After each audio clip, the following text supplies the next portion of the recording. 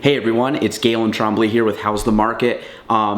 Different this week. I've missed a couple of months of How's the Market with the whole COVID work from home stuff. We came back a couple weeks ago in phase 2.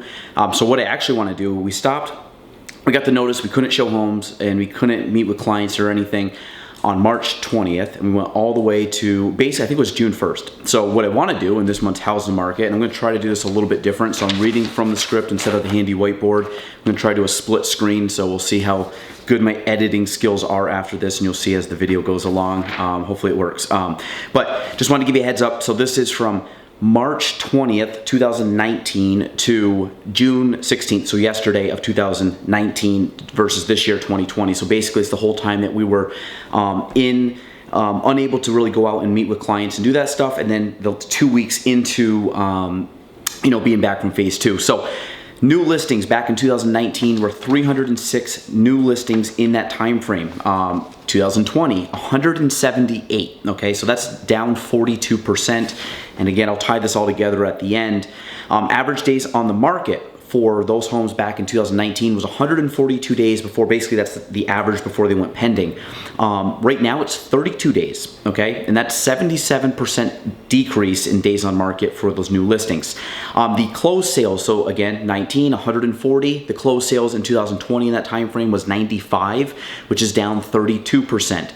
The average price was about 193 in 2019. It's 165 in 2020, which is down 15%. I'll go over that in a sec because the median sold price 2019 was 136, and then in 2020 was 142, was actually up 4%. Again, when I talk about the average versus median, average, you can have the huge outliers. So you can have a really high priced home, really low priced home, and they'll change the numbers quite a bit with that. But if you take just the median, takes all the outliers out, and old stats class, my old math teachers will be happy I still remember this, but that will bring you down more to kind of the middle ground. So if anything, we've actually gone up a little bit in price. And then pending listings, this is also important, and I'll explain why. Last year was 186, this year is 171, so we're only down 8%. So when we wrap all this together, new listings were down during that time, which was obvious. We weren't able to really go meet with people for 2 months, almost over 2 months. And if we were to list, we couldn't go meet with the clients, so we were listing, kind of doing stuff here and there. The problem was when you're listing early on, we couldn't get actual buyers into the home, and then eventually we could. So we were expecting to go down, and we were down 42%, which is crazy. Now, granted, this also takes into consideration the 2 weeks we've been back, where we've had a huge spike in listings, which again was understandable. The days on market, though, I kind of knew this was going to happen. 142 days, again, 2019, 32 days on the market in 2020, meaning homes are going off the market in that time span. They're only on for 30 days or less. To be honest, again, I think because that's an average, there's some longer priced homes that have probably been on, that entire time that were overpriced. Some of these listings that are coming on, if you're looking to buy a home right now, you will know this, that a lot of homes are coming on and going off very quickly. Homes are taking days to sell. I mean, I have a couple listings that if they go more than like a couple weeks, I'm like, what the heck's going on? Because a lot of them are selling well under a week. Again, average price, I explained that before. It's natural. I mean, it's down, but again, we probably had some higher priced homes last year that sold compared to this year. It's hard to kind of rule that one way or the other. Really, at the average price of 165 is very close to what it was last year for the yearly average. So the fact that last year was 193 was kind of we might have had a little spike in the beginning of the season. And again, this is all residential homes, so we might have had a little bit of a spike early on, and then that'll probably level off. So I think by the end of the year, my guess is we're probably gonna be around that 170 mark average. The median went up slightly, which is, like I said, kind of more on par, because again, that takes away those outliers. The reason I want to bring up pending, the pendings are only down 14 total units or 15 total units.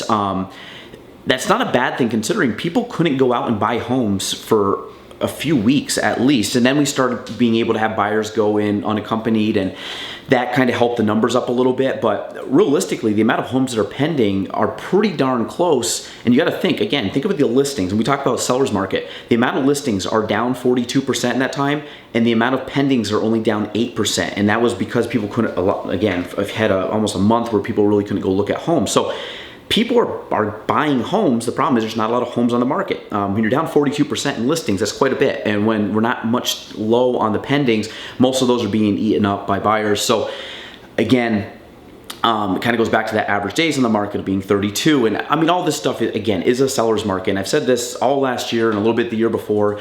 I think I'm going to keep saying this every single time I do one of these, is that we're in a seller's market. I do not think we're going anywhere beyond a seller's market or going back to a buyer's market anytime soon. I was telling people the only time I think that we're really going to have a negative impact on real estate, we're not going to have the housing bubble crisis of 2007, 2008. That was bad lending practices. Lending practices right now are so tight, and there's so many things you have to go through. And again, if you've bought a home recently, you can definitely echo this, is that there's a lot of stuff the banks, lenders need the entire closing process. So they're not going to allow you to slip through the hoops and give you a loan that you can't pay off or that you'll default on. So I don't think that's going to happen anytime soon. I mean, I'd be shocked if that ever happens again. What would hurt it, again, is some kind of thing nationally that would hurt our economy. Well, you guys know how 2020's kind of been going this year between coronavirus and everything else. If we were to have kind of a big economic collapse that would hurt our industry, we would have gone through it. Right now, we haven't. Now, granted, I don't know, end of the year, who knows if things will change between now and the end of, in December. But realistically, right now, we have not seen a big change in real estate. I came back June 1st, and I was just as busy as before we left. People were, ready to do stuff, and, people still have to buy homes, and people, are still doing real estate, buying and selling, and people that are listing their homes right now. Like I said, there's a lot of people I've met with back in November and October and December and January, and was like, hey, we're gonna put it on in the spring, and we're gonna go put it on at this price. What happens? Gets to the spring, can't put it on, so now we're delayed a little bit. Now we're going into more of the beginning of the summer or late spring. And we're listing it higher than what we thought we were going to list before, and people are getting that price because, again, supply and demand, the price climbs up, so it's a seller's market.